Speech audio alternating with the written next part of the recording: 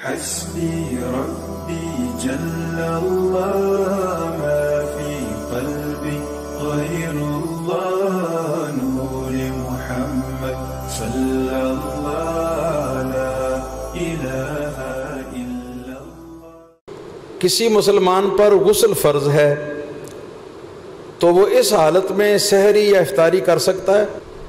ہاں کر سکتا ہے، اگر تو اتنا وقت ہو کہ آدمی غسل کر کے پھر اس کے بعد سحری یا افطاری جو ہے وہ کر لے تو اس کو غسل کر کے ہی یہ سحری یا افطاری کرنی چاہیے۔ لیکن اگر اتنا ٹائم نہیں ہے، یعنی مثلاً یہ کہ سحری کا وقت ہے، غسل فرض ہے اور جاگ لیٹ آئی ہے، ہاں جی، تو اب ٹائم اتنا ہی ہے کہ اگر وہ سحری کرے تو غسل نہیں کر سکتا، اور اگر غسل کرے تو سحری رہ جاتی ہے، تو ایسے موقع پر اس کو چاہیے کہ فوری طور پر اپنے ہاتھوں کو دھوئے اور کرلی کر لے۔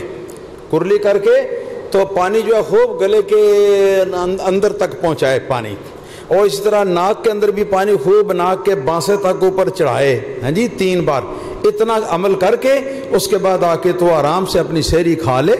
سحری کھانے کے بعد پھر وہ اطمینان سے غسل کر سکتا ہے۔ اب سحری کھانے کے بعد جو غسل کرے گا تو اس کے اندر کرلی کے اندر غرغرہ نہیں کرنا ہوگا۔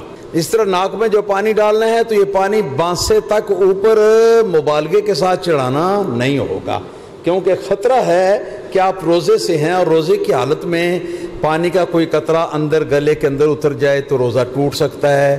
اگر ناک کے اوپر جو ہے حصہ اس میں وہ چلا گیا پانی کا قطرہ تو روزہ ٹوٹ سکتا ہے۔ تو اس لیے اس طرح کر کے تو آپ یہ کھانے پینے کا کر سکتے ہیں، کوئی حرج نہیں۔